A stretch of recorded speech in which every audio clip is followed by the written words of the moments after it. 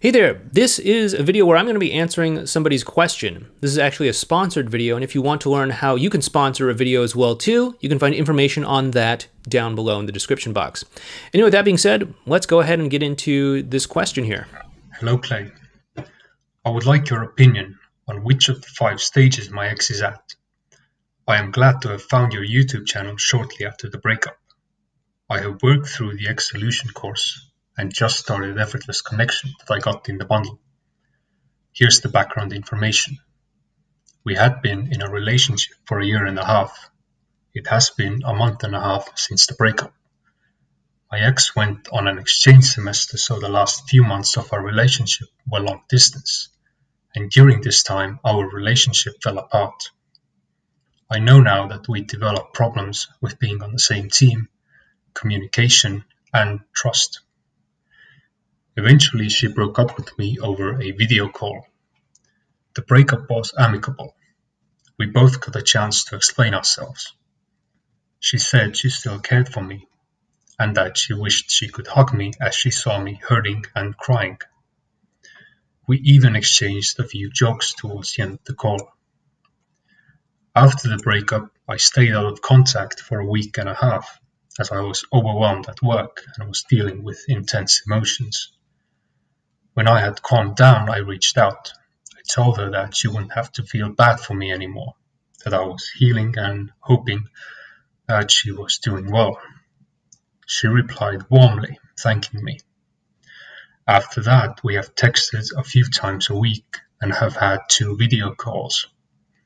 During the first call, we had a same team conversation, where we agreed to stay in communication and set up a boundary. The interactions have been positive, and she has been warm towards me. The second call, she was curious as to how my family had received the news and if I was dating anyone. She let me know that her family was still very fond of me and hadn't supported her decision. She also said that she had rejected approaches from other guys. She hinted that she was in a rebound, but that she didn't think it was going to go anywhere, as she would be leaving the country soon. She recently arrived back in our country. I asked her to meet up sometime and she agreed immediately. It seems like she's leaving me an open door and even evaluating if there are any obstacles for herself. There has been no romantic pressure and I haven't come up against any reactants. But maybe I haven't pushed the comfort zone enough. I do get the vibe that she wants to stay consistent with her decision. If I compare my breakup experience so far to the 5 stages, I haven't experienced the wall of reactants. I haven't experienced the short replies or only surface level communication as in test drive. I haven't experienced hot and cold behavior as in riding the dragon. Just warm, friendly behavior. I haven't experienced any positive pullbacks or active discouragement as in crisis point.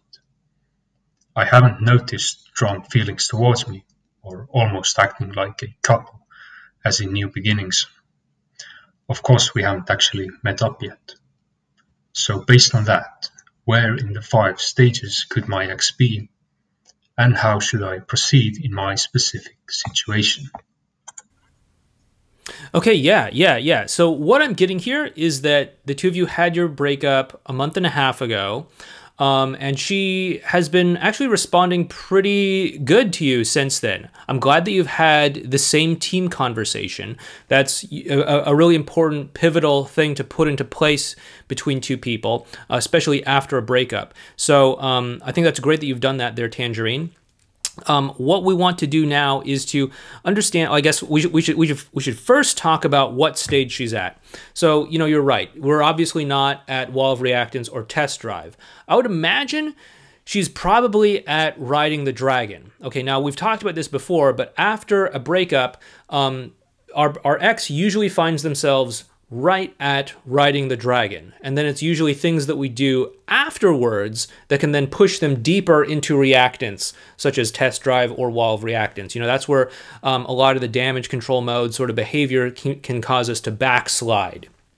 But, as long as there isn't anything like super dramatic about the breakup, like cheating or betrayal or hurt feelings or, backstabbing or anything like that, they're probably just going to end up right at the riding the dragon stage, right in the middle.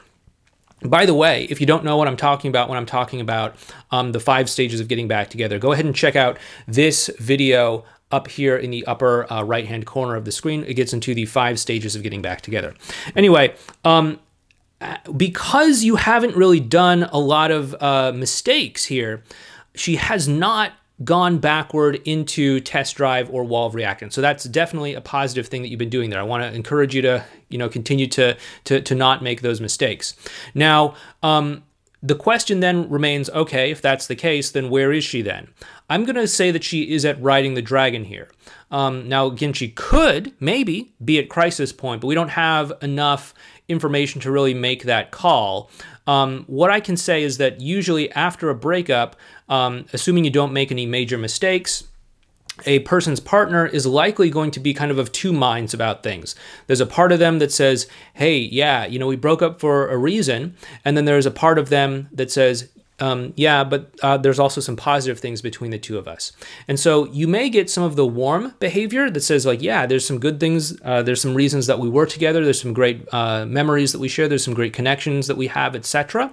And she may be kind of keeping a lot of the cold side of riding the dragon to herself. She might be keeping that private. She might not necessarily be showing it to you. And maybe that will come out a little bit more when the 2 of you are able to meet up in person. So just know that that could be going on. You just might not be visibly seeing a lot of the hot and cold behavior. You might just be getting the hot side of things.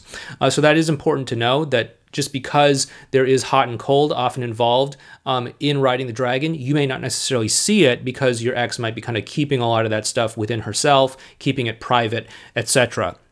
So in terms of what you want to do moving forward from here, there are really, it sounds like things are pretty good between the 2 of you right now. What I'm most curious about is to see how far you can push this before you start getting some major resistance on her part. Because right now we're kind of in this place where it's like, okay, things are okay. Her family's favorable towards me. We're connecting. We're talking once in a while. She's letting me know that there's this open doorway that we might see each other and the rebound isn't going to go anywhere and all that sort of stuff. So there's all this good stuff in place here. But the question then is, in my mind, okay, at what point are we going to start getting some resistance here?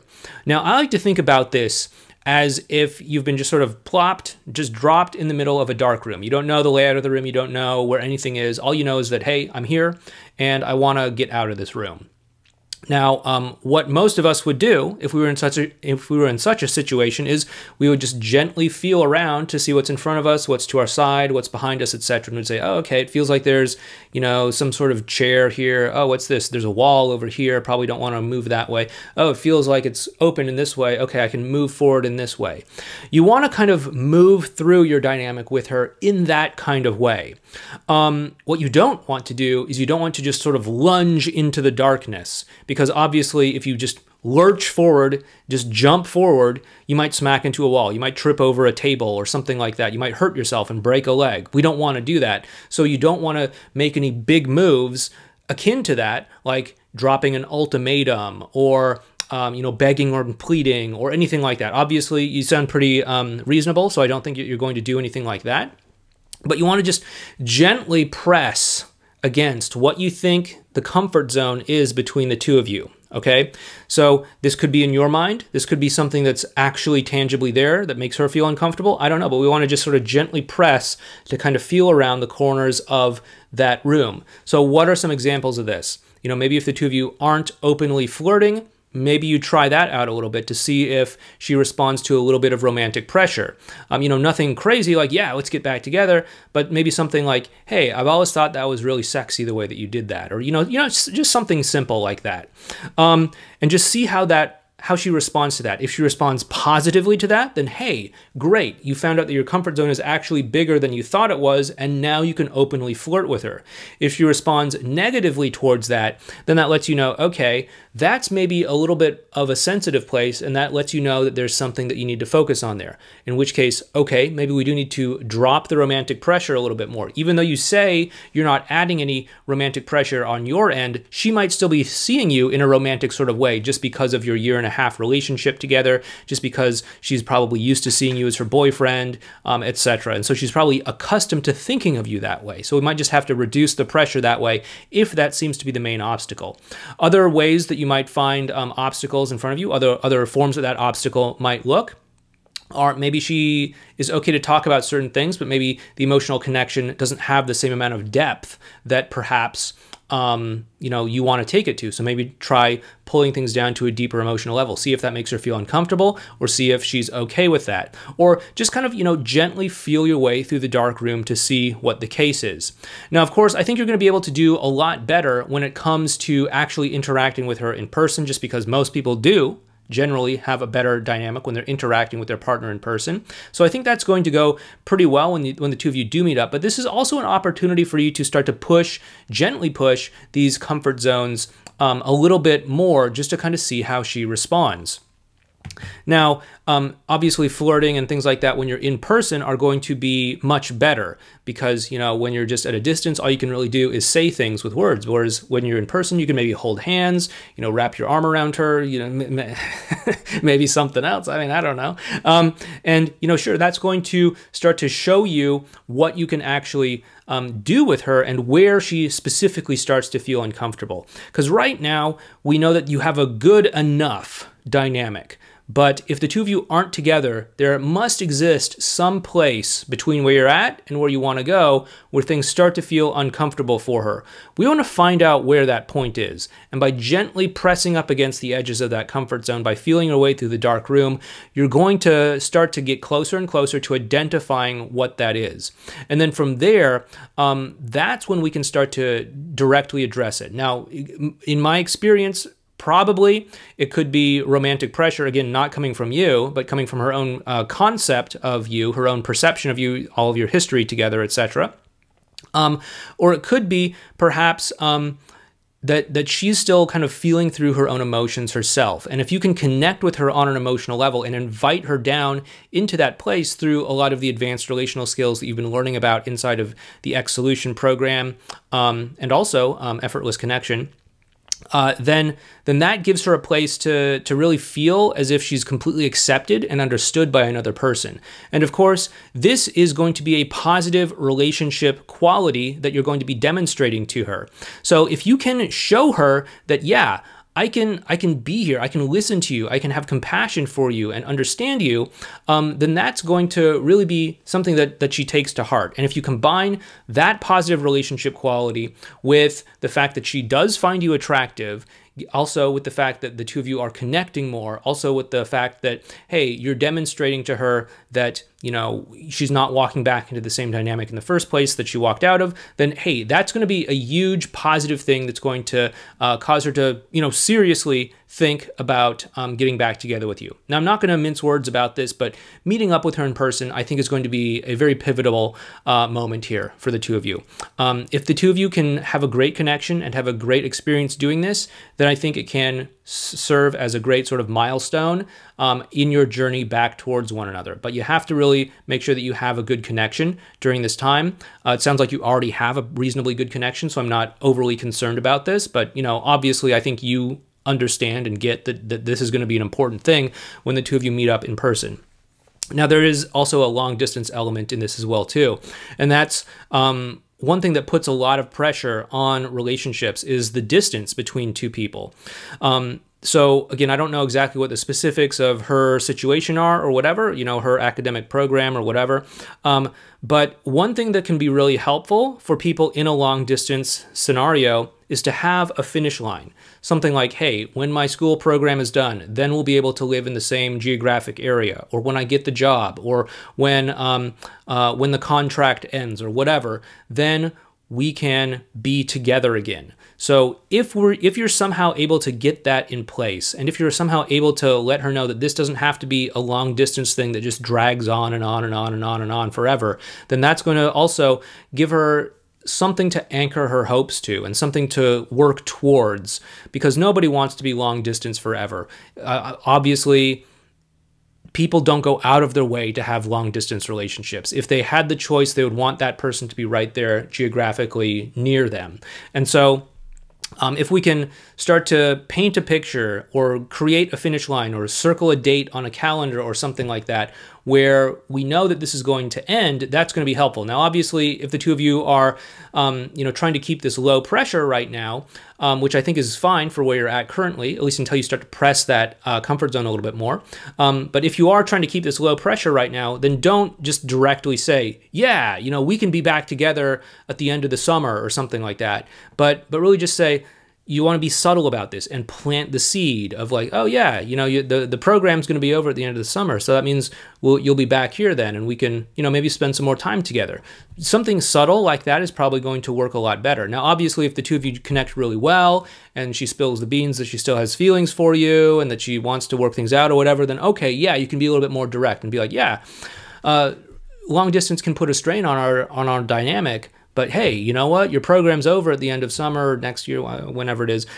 So all we really have to do is just kind of find a way to work together and be on the same team, until that time period is met, until it's satisfied, and then we can be together. So, be sort of subtle about it if you're being low pressure. Be maybe more direct about it if it comes out that she does have romantic feelings for you. Overall, though, it seems like you're in a great spot. It seems like you have a great connection with her, and I'm actually feeling pretty optimistic about this situation here. Anyway, yeah, thanks so much, Tangerine, for asking that question and for sponsoring this video. If anyone out there watching this video would like to sponsor a video as well, too, you can also learn more about that in the description box below. And with that being said, thanks so much, take care, and I'll talk to you next time.